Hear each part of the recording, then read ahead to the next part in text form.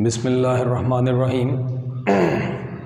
अल्लामा Iqbal science college Gojra और ideal अल्लामा Iqbal girls college Gojra के online classes में फ़िज़िक्स के लेक्चर में एक दफ़ा फिर आपको खुशामदीद है जी। मोहम्मद अफजल ताहिर आपके लिए अगला लेक्चर फ़िज़िक्स का जो है उसके साथ हाज़िर। तो यहाँ बच्चों आप देखिए, ये जो लफ्ज़ लिखा हुआ आपको नज़र आ रहा है, साइंटिफिक नोटेशन, जो आपको ये टर्म लिखी हुई नज़र आ रही है, यहाँ मैं फिर से वो रिपीट करूँगा। आपको वेरी फर्स्ट लेक्चर जो दिया था आपको याद होगा, उसमें बताया था कि आपका कोई शायद कोई आधा या आधे से ज़्यादा ये चैप्टर 9th वाला जो पहला चैप्टर था उससे रिलेटेड है। तो ऐसी ही कुछ बातें अब यहाँ भी हैं, जल्दी जल्दी दोहराते जाते हैं। क्या मैंने कहा? दोहराते, रिवीजन करने लगे हैं जी, सारा कुछ वही जो आप पहले भी देख चुके हैं। तो बच्चों सबसे पहले डेफिनेशन है साइंटिफिक नोटेशन की। साइंटिफिक नोटेशन का माना भी आपको पता होना चाहिए, साइंसी तौर पर नोट करना, लिखना। तो नोट करना, लिखना, किसी नंबर को स्टैंडर्ड फॉर्म में लिखना, किसी दिए गए नंबर को स्टैंडर्ड फॉर्म में लिखना पावर ऑफ 10 की शक्ल में, ये कहलाता है साइंटिफिक नोटेशन। तो the expression of A given number, expression जाहिर करना, इजहार, एक्सप्रेशन मतलब इजहार, जाहिर करना। तो किसी गिवन नंबर को जाहिर करना, इजहार करना उसका किस फॉर्म में? स्टैंडर्ड फॉर्म में, म्यारी शक्ल में। वो कौन सी standard form? Using powers of 10 is called scientific notation. Definition हमने 3-4 दफ़ा दोहरा ली, पहले भी आप जानते हैं। रूल है एक साइंटिफिक नोटेशन, ये नहीं है कि जैसे मर्जी बस जी वो 10 की पावर बना दें तो बन गई साइंटिफिक नोटेशन। नो, किसी भी नंबर को बस 10 की पावर की शक्ल में बयान कर दिया तो क्या साइंटिफिक नोटेशन हो गई? नहीं, उसका एक रूल है। क्या रूल है जी? ए नंबर इन स्टैंडर्ड फॉर्म, यानी ये वाली स्टैंडर्ड फॉर्म वही साइंटिफिक नोटेशन में, should have only one non zero digit on the left of the decimal point. तो जो डेसिमल पॉइंट होगा, जिसको उर्दू में हम इशारिये का नुक्ता कहते हैं, वो इशारिये वाला जो नुक्ता होता है उसके लेफ्ट साइड पे सिर्फ एक नॉन ज़ीरो डिजिट होगा, गैर ज़ीरो, जो ज़ीरो ना हो, ज़ीरो के अलावा कोई एक डिजिट यानी अदद, गिनती का कोई एक नंबर कोई होगा, डिजिट होगा लेफ़्ट साइड पे सिर्फ एक। अब ये कैसे बनाया जाएगा, कैसे साइंटिफिक नोटेशन करेंगे? तो ये जो 2 मिसालें मैंने दी हैं आपकी बुक पे या नोट्स पे, ये वाली नहीं है मिसालें, वहाँ कुछ और हैं, लेकिन मैंने जानबूझ के ये दी हैं आपको 2 बातें समझाने के लिए। एक तो ये समझाने के लिए कि 10 की पावर कैसे बनती है, नेगेटिव कैसे लानी है, और फिर दूसरी मिसाल में पॉजिटिव कैसे है, वो सारा वो आपको समझ आ जाएगा। और दूसरा बड़ी ख़ास बात, इन मिसालों से आपको ये समझ आ जाएगी कि हमें आखिर क्यों चाहिए होती है साइंटिफिक नोटेशन मुख्तलिफ नंबर्स की। ये अफादियत क्या है, इसका यूज़, इसका फ़ायदा क्या है, इसकी ज़रूरत क्या है। तो ज़रा देखें, तो ज़रूरत साइंस में, फ़िज़िक्स में इसलिए बनी कि फ़िज़िक्स में या साइंस में बहुत छोटे नंबर्स से, बहुत छोटी वैल्यूज़ से भी हमारा वास्ता पड़ेगा और कोई बहुत बड़ी वैल्यूज़ से भी वास्ता पड़ेगा। तो आप यहाँ मसलन मिसालें 2 देखते हैं। बहुत छोटे नंबर्स हैं तो उनको हर दफ़ा गिनती पूरी करके 0 0 0 0, ये है 0.0000000000, तो इतने ज़्यादा ज़ीरोज़ आए हैं, कोई 18 ज़ीरोज़ हैं और फिर 16 है कूलम। ये क्या चीज़ है बच्चे? ये चार्ज है ऑन एन इलेक्ट्रॉन।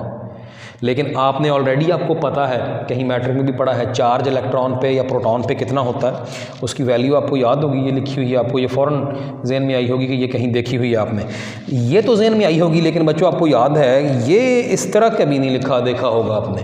और उसकी यही वजह है क्योंकि ये बहुत मुश्किल है। आप खुद ही देखिए, जब भी कभी आपको इलेक्ट्रॉन का चार्ज लिखना पड़े तो इतने गिन के, इतने ज़ीरोज़, कभी गिनने में गलती हो जाए, इतनी ज़्यादा लंबी लाइन है और आपको हर दफ़ा इतना टाइम लगे। तो यही तो है फ़ायदा, यही तो है इस्तेमाल, यही तो है यूज़ साइंटिफिक नोटेशन का, यही तो अफादियत है कि हम इस तरह के बहुत छोटे नंबरों को भी, ये देखें जल्दी से फ़ौरन 1.6 10⁻⁻19 लिखा तो काम हो गया। यहाँ था डेसिमल पॉइंट, इसको हम 1 2 3 4 5 6 7 8 9 10 11 12 13 14 15 16 17 18 19 दर्जे तक यहाँ लेके आए हैं, 1 के बाद लगाया। तो जितने दर्जे दाएं को खिसकेंगे उतने ही नेगेटिव पावर आ जाएगी, आपको पता होना चाहिए। और दूसरी मिसाल इसके ऑपोजिट आप देख रहे हैं कि ये क्या चीज़ लिखी है, ये है distance travelled by light in 1 year. बच्चे ये जो एक साल में लाइट यानी रोशनी कितना फासला तय करती है, इसको एक ख़ास एक टर्म, एक नाम इसका रखा गया है इस फासले का, उसे कहते हैं लाइट ईयर। उर्दू में कहें तो नूरी साल, उर्दू में नूरी साल कहते हैं इंग्लिश में लाइट ईयर कहते हैं। ये फासले की वैल्यू है, ये फासला है कोई, कौन सा फासला, जो कि रोशनी तय करती है एक साल में। ये बहुत एग्जैक्ट फिगर वैसे नहीं है, लेकिन ये तकरीबन ऑलमोस्ट, ये इतने 0 की बजाय कुछ और नंबर्स साथ आते हैं, 9, 4, 6 कुछ और नंबर्स भी हैं, लेकिन ये एक अप्रॉक्सीमेशन है। ऑलमोस्ट का लफ्ज़ इसीलिए दे दिया ताकि ये आपको कभी कहीं और इसकी थोड़ी सी और तरह की वैल्यू थोड़ी सी डिफरेंट देखें तो परेशान ना हो। ये जस्ट आपको बात समझाने के लिए बताया है। ऑलमोस्ट इतनी होती है।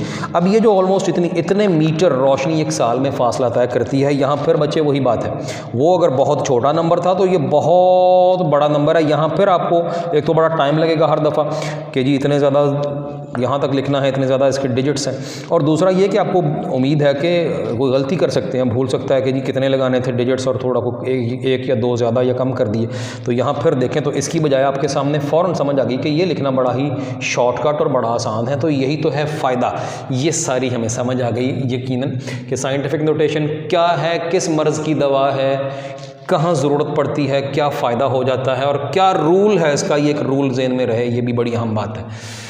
ये छोटा सा टॉपिक था जी, हो गया। अगला एक टॉपिक आप देख रहे हैं, नोट्स अगर आपके पास खुले हैं, जो मैं अब बार बार बता चुका हूं और मैं एक दफ़ा फिर रिपीट करता हूं, अब ये लाजमी प्लीज़ कर लीजिए। नोट्स भी और बुक भी पास रखिए, नोट्स तो लाजमी चाहिए होंगे। नोट्स आप मेरे लाजमी साथ रखा करें, आपका बहुत सा टाइम बचेगा।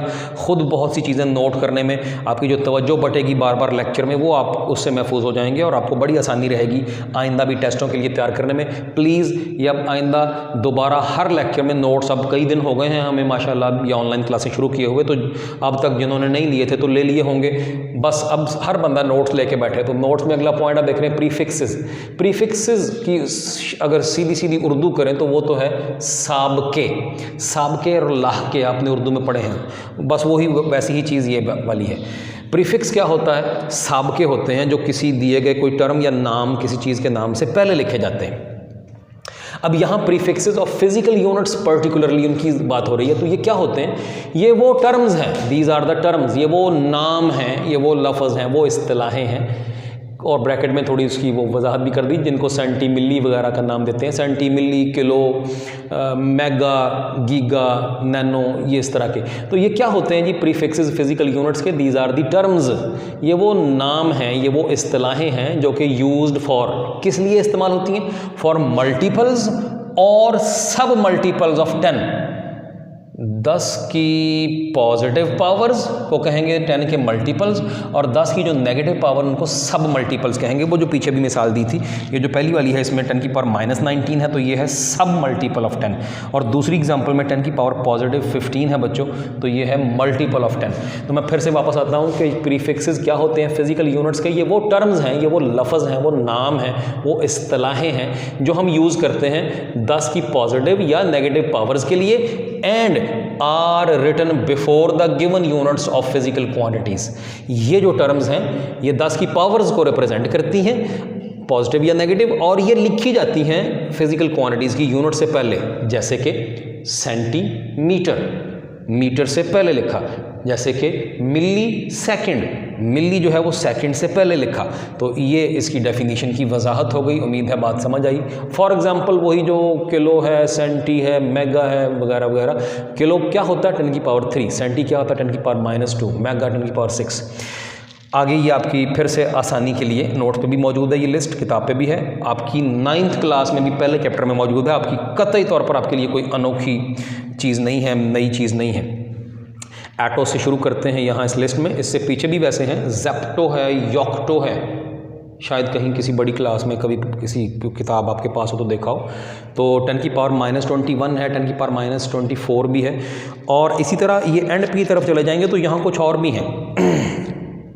तो 10 की पावर्स और बड़ी भी हैं, लेकिन आपके लिए वो नहीं है, आपको पूछी नहीं जाएंगी पेपरों में, ना ही एंटी टेस्ट वगैरह में। तो हम सिर्फ उसी तरफ रहेंगे जितनी आपकी बुक्स में है। लेकिन ये एक मैंने इजाफी इस लिस्ट में लिखा है जो आपकी बुक में यहाँ नहीं दिया, FSC में, अगरचे मैट्रिक में था।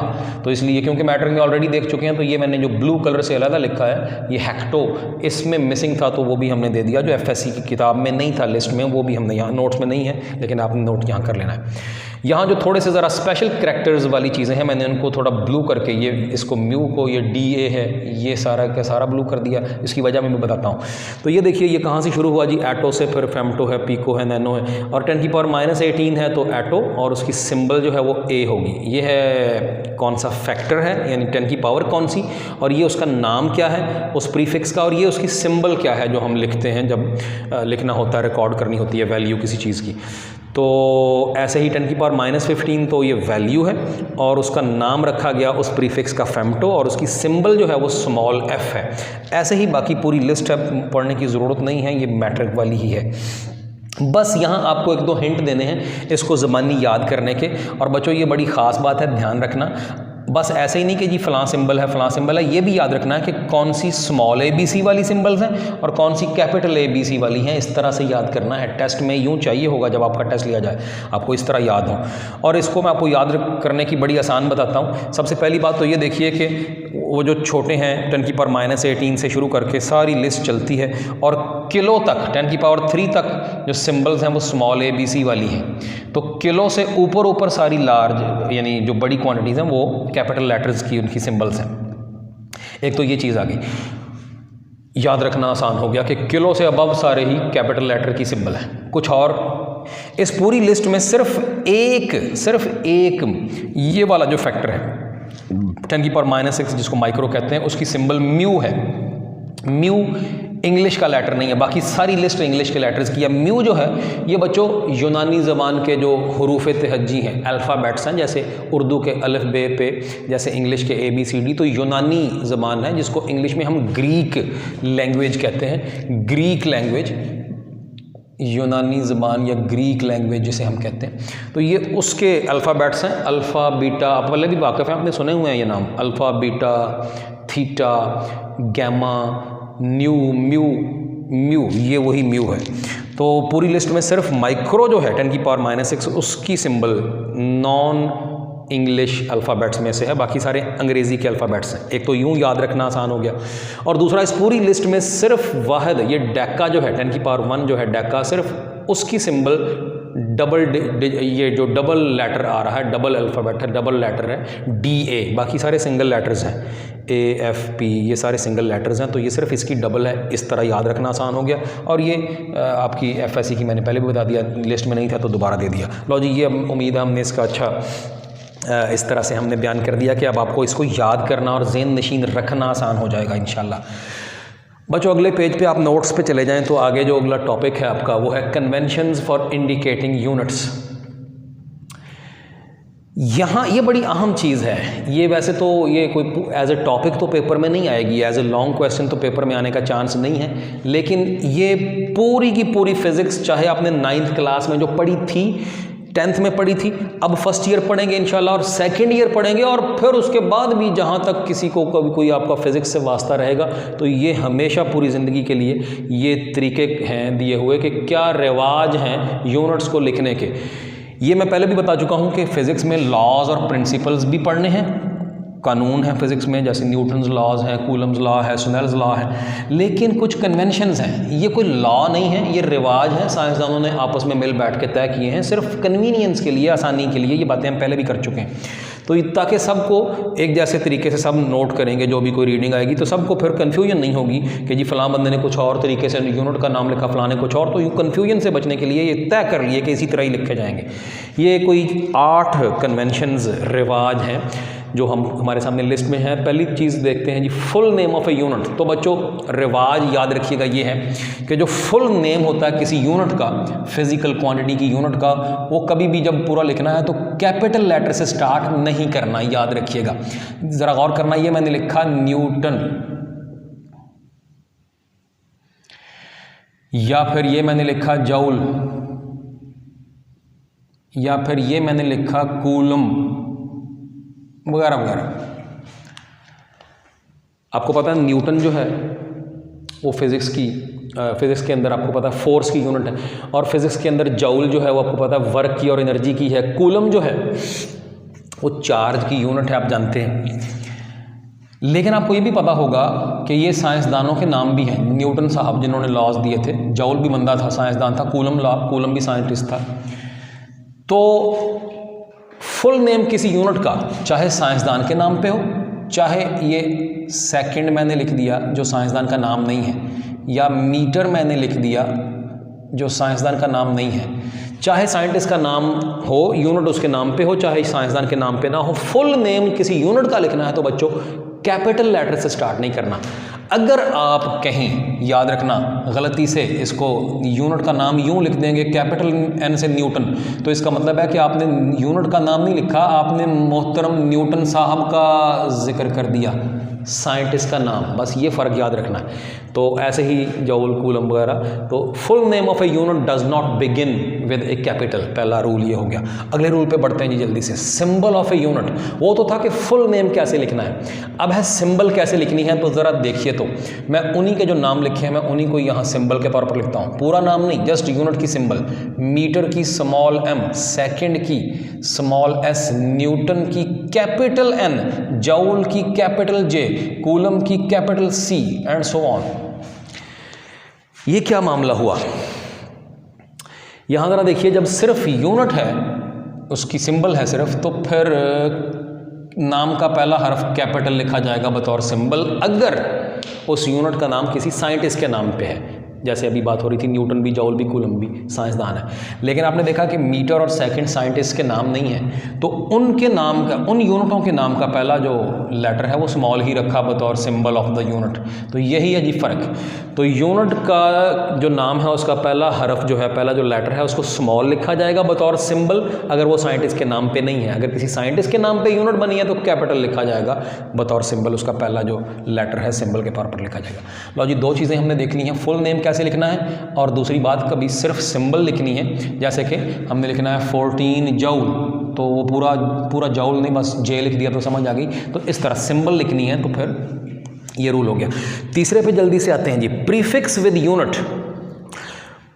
पीछे हम अभी बात कर रहे हैं यूनिट से ज़रा पहले प्रीफिक्सेस लिखे जाते हैं। तो कहीं कभी अगर मेरे पास मसलन ये वैल्यू थी 5.2 × 10⁻⁻, चलिए -3 सेकेंड, तो बच्चों इसको हम लिख सकते हैं 5.2 10⁻³ इसको मैं आपको पता है अभी देखा था मिली सेकेंड। ये देखिए तो क्या किया, एक यूनिट और एक प्रीफिक्स इकट्ठे लिखे हैं, तो दरमियान में कोई जगह नहीं छोड़ी, स्पेस नहीं दी। स्पेस कौन सी, जैसे ये हेडिंग देखी ना आपने, ये लिखा है कम्बिनेशन, एक लफ्ज़ मुकम्मल हुआ, अब आगे स्पेस दी है, आगे फिर एक लफ्ज़ है, वर्ड है OF ऑफ, आगे फिर स्पेस दी है, और फिर आगे यूनिट्स का एक वर्ड है, उसमें मुख्तलिफ लेटर्स में दरमियान में स्पेस नहीं है, कम्बिनेशन में दरमियान में स्पेस नहीं है। ये है मैं जो बात कर रहा हूँ, यहाँ दरमियान में स्पेस नहीं है। तो क्या रूल हुआ, जब कोई प्रीफिक्स और यूनिट इकट्ठे लिखने हो तो दरमियान में स्पेस नहीं देनी, जोड़ के लिखने हैं। जैसे वो मैंने MS लिखा है, मिली सेकेंड। ये हो गया जी तीसरा रूल। चौथा रूल जी, जब कम्बिनेशन ऑफ यूनिट्स लिखना पड़े, कम्बिनेशन ऑफ यूनिट्स, जैसे कि बथेरी जगह मुख्तलिफ चीज़ें हम यूनिट्स कई दफ़ा लिखनी पड़ती हैं इस तरह की, कि ये मैंने लिखा न्यूटन मीटर। न्यूटन मीटर कभी याद होगा टॉर्क की यूनिट भी है, टॉर्क की यूनिट है न्यूटन मीटर। तो अब आप गौर करें क्या किया मैंने, ये दोनों यूनिट्स हैं, इनमें से कोई प्रीफिक्स नहीं है। ये देखें क्या किया, इस दफ़ा दरमियान में स्पेस दी है, जैसी ये थी या ये थी, तो ये है जी फ़र्क। तो जब स्पेस दिए बगैर लिखें तो ये होता है प्रीफिक्स और यूनिट इकट्ठे लिखे हैं, और जब दरमियान में स्पेस दे के लिखें तो फिर इसका मतलब है दो यूनिट्स लिखी हुई हैं। ये है जी रूल। तो दो यूनिट्स इकट्ठी लिखनी है, उनका कम्बिनेशन यूनिट्स का, तो इस तरह लिखना, स्पेस देनी है दरमियान में, और जब प्रीफिक्स और यूनिट लिखने हैं तो स्पेस नहीं देनी।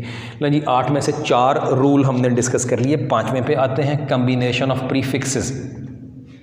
जैसे ये दो यूनिट्स का कम्बिनेशन है, ये एक प्रीफिक्स और यूनिट थी, यहाँ दो यूनिट्स आ गई। अब यहाँ सिर्फ दो प्रीफिक्सेस की बात करने लगे हैं, जिनको हम कंपाउंड प्रीफिक्सेस भी कहते हैं। कम्बिनेशन ऑफ प्रीफिक्सेस को आपकी बुक में या नोट्स में लिखा होगा कंपाउंड, मुरक्कब प्रीफिक्स के एक से ज़्यादा प्रीफिक्स इकट्ठे लिखने हैं। कंपाउंड जो प्रीफिक्सेस हैं वो उनके बारे में क्या मामला है, क्या कन्वेंशन है। लेकिन जी, तो कंपाउंड प्रीफिक्सेस के बारे में कन्वेंशन सुनिए जी। कन्वेंशन ये है कि आपको कंपाउंड प्रीफिक्सेस लिखना अलाउड नहीं है। आप कभी भी मिली माइक्रो सेकेंड नहीं लिखेंगे, या मिली सेकेंड, या माइक्रो नैनोमीटर, ये सब के सब गलत हैं। दो प्रीफिक्सेस इकट्ठे नहीं लिखे जा सकते। जैसे आपके किताब में या नोट्स में मिसाल एक और दी हुई है, उन्होंने मिसाल ये दी है कि जी आप माइक्रो फैरड कैपेसिटेंस की यूनिट है, आपने पढ़ी हुई है, जानते हैं।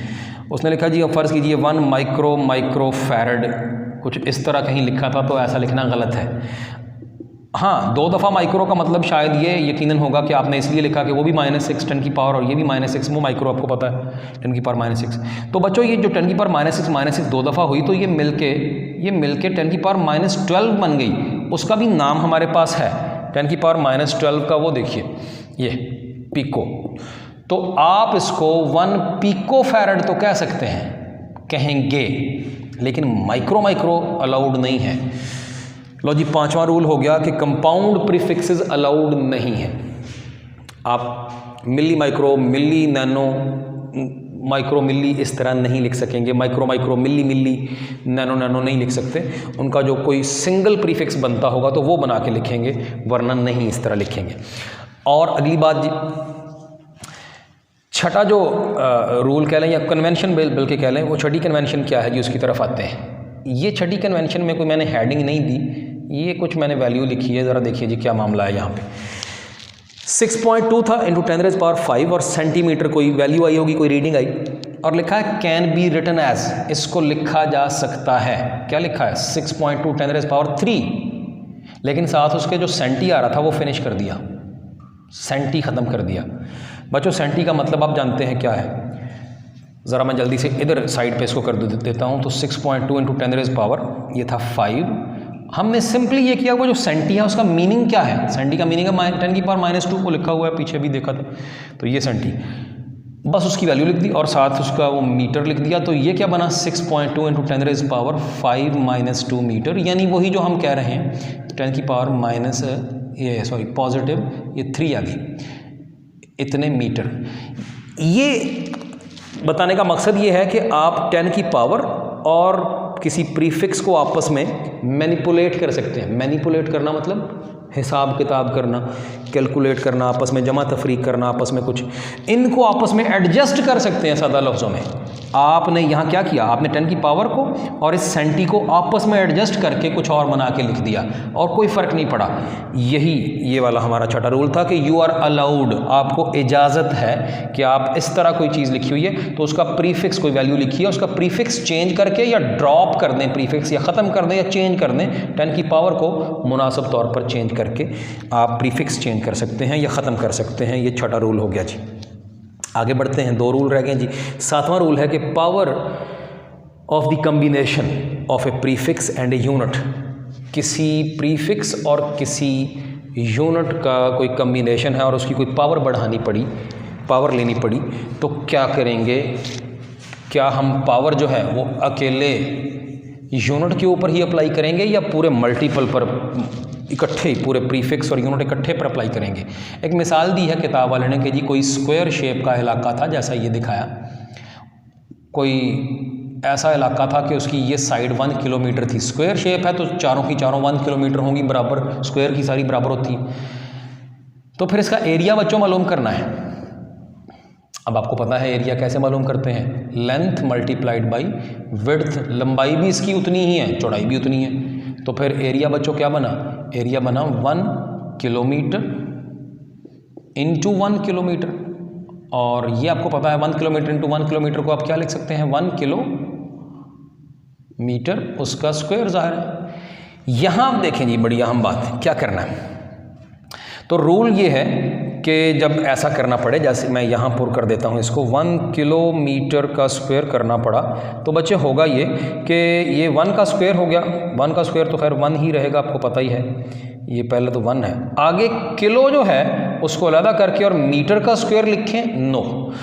रूल ये है कि किलो का भी वो जो प्रीफिक्स आ रहा है यूनिट के साथ, वो जो प्रीफिक्स है उसकी भी पावर लेनी है। जब कभी किसी वैल्यू की पावर लेनी है तो फिर पूरे मल्टीपल की पावर लें, होल मल्टीपल, ये जो सारे आपस में इकट्ठे मल्टीप्लाई हो रहे हैं, ये सब की पावर लेनी है। अकेली यूनिट की या इस वैल्यू की, ये जो साथ 1 है इसकी, और अकेली यूनिट की नहीं, उस प्रीफिक्स की भी पावर लेनी है। ये है जी रूल, बस सिंपल सी बात। अब अगर आप इसकी पावर लेके लिखना चाहें, किलो का मतलब हम जानते हैं 10 की पावर 3 होता है, तो ये उसकी पावर हुई 2 स्क्वायर हुआ और 7 मीटर स्क्वायर। तो बच्चों ये फाइनली 1 × 10⁻⁶ मीटर स्क्वायर बन गया। ये है 7वां रूल कि अगर कभी कोई प्रीफिक्स किसी यूनिट के साथ आ रहा हो किसी रीडिंग में तो और उसकी कोई पावर बढ़ानी पड़े, 2 पावर की, 3 की, कोई भी पावर करनी पड़ी, तो पावर जो है वो सिर्फ यूनिट पर ही नहीं बल्कि पूरे के पूरे मल्टीपल पर, प्रीफिक्स समेत सब पर अप्लाई होनी है। और जिस तरह हमने देख लिया। लो जी 7वां रूल हमारा क्लियर हुआ। 8वां और लास्ट जो रूल है जी इसका वो है, या कन्वेंशन कह लीजिए, वो ये है कि recording the units during an experiment. देखिए बच्चों, कोई एक्सपेरिमेंट आप कर रहे थे फिजिक्स की लैब में, कोई रीडिंग ली। एक्सपेरिमेंट जब भी फिजिक्स का करेंगे तो आपको कोई ना कोई मेजरमेंट ही हासिल होगी, वो पहले लेक्चर में हमने बात की थी, आपको पता है। अब आप फिजिक्स में जब कोई रीडिंग लेंगे तो कुछ उसको नोट करना है। कोई लेंथ मापी है बच्चों, आपके पास जो उस वक्त लेंथ मेजरिंग डिवाइस था, जो आला जिससे मापी है, वो सिर्फ सेंटीमीटरों में ही पैमाइश दे रहा था या शायद मिलीमीटरों में ही दे रहा था। अब ऐसा यूनिट तो लेंथ की मीटर है, मिलीमीटर या सेंटीमीटर ऐसा यूनिट नहीं है, ऐसा यूनिट मीटर है। अब आपकी जो रीडिंग आ रही है वो उस आले के ऊपर जो भी लिखी हुई आ रही है, आप उसकी ये टेंशन नहीं लेंगे कि पहले उसको ऐसा यूनिट में कन्वर्ट करें फिर कहीं उसको नोट करें। नो, जिस तरह की रीडिंग आ रही है, अगर कोई मैस मेजर हो रही है तो ग्रामों में मेजर हो रही है, किलोग्रामों में नहीं। वो आला जो है उसके स्केल पे सिर्फ ग्राम ज़ाहिर हो रहे हैं, तो आपने ग्रामों में ही नोट कर लेनी है। आपने ये नहीं टेंशन लेनी कि नहीं जी हम तो पहले उसको ऐसा यूनिट में कन्वर्ट करेंगे फिर कहीं रिकॉर्ड करेंगे, नोट करेंगे। नो, जिस डिवाइस से जो भी मोस्ट कन्वीनियंट यूनिट, सबसे बासहूलत वही है कि जो नज़र आ रही है, सामने रीडिंग आ रही है, तो जिस आले से जो रीडिंग मिल रही है वैसी की वैसी उसी यूनिट में नोट कर लेनी है, ऐसा यूनिट में कन्वर्ट किए बगैर। हाँ, अलबत्ता एक दफ़ा आपने रीडिंग्स सारी ले ली, आमतौर पे कोई भी प्रैक्टिकल करते हैं आपको पता है उसकी 3, 4, 5, 6 रीडिंग्स लेते हैं। जितनी ज़्यादा रीडिंग लेंगे ज़रा ज़्यादा श्योरिटी होती जाती है कि फ़लाँ वैल्यू वाकई इतनी है, एक से ज़्यादा दफ़ा रीडिंग लेते हैं। तो जब आप रीडिंग्स बार बार लेंगे तो वो एक टेबल बनता जाएगा, उसके ऊपर रीडिंग सारी लिख ली, वो आपने लिख लेनी है। बाद में प्रैक्टिकल फिनिश हुआ, अब आप प्रैक्टिकल नहीं कर रहे, आप साइड पे बैठ के आप उनको कैलकुलेशंस वगैरह करनी है, उनको देखना है रीडिंग्स को, अब उनको ऐसा यूनिट में ज़रूर कन्वर्ट कर दें बाद में। मसलन ये भी कन्वर्ट ही किया, अगर यही मिसाल है तो ये था 6.2 × 10⁵ सेंटीमीटर, तो हमने इसको ऐसा यूनिट में कन्वर्ट किया। इस तरह करते हैं कन्वर्ट। लेकिन ड्यूरिंग द एक्सपेरिमेंट ये परेशानी नहीं लेनी। क्यों? क्योंकि ड्यूरिंग द एक्सपेरिमेंट आपकी तवज्जो ना बटे, टाइम ना ज़ाया हो।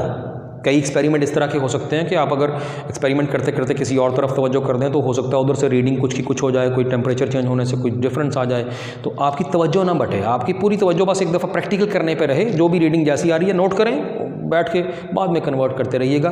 तो ये है कि जब भी कोई रिकॉर्ड करनी है कोई रीडिंग एक्सपेरिमेंट्स के दौरान, तो जो भी जिस यूनिट में भी रीडिंग आ रही है नोट कर लेनी है। बाद में एक्सपेरिमेंट करके जब फाइनल कैलकुलेशंस वगैरह अलग से करनी है, उस वक्त बच्चों आपने उसको ऐसा यूनिट में कन्वर्ट करना है। लो जी, ये हमारे पास ये बड़े मुफीद, बड़े कीमती 8 रूल्स या 8 कन्वेंशंस कह लीजिए थी कि जिन पे चलते हुए हमने आइंदा पूरी फर्स्ट ईयर और सेकंड ईयर के ऊपर इंशाल्लाह हमने अमल करना है। ये अब याद भी रखने हैं, जब भी यूनिट्स के वैल्यूज़ लिखनी है, यूनिट लिखनी है, कोई फिजिकल क्वांटिटीज़ की वैल्यूज़ लिखनी है, साथ प्रीफिक्सेस लिखने हैं, तो यही सारे रूल्स अब आपने याद करने हैं। ये इसको 1-2 दफ़ा रिवाइंड करके देख लीजिएगा, या नोट्स आपके पास हैं उसको पढ़ के देख लीजिएगा। 1-2 दफ़ा पढ़ेंगे तो इंशाल्लाह आपके ये पक्के हो जाएंगे। आज का लेक्चर बच्चों यहीं तक। थैंक यू वेरी मच जी, बहुत शुक्रिया।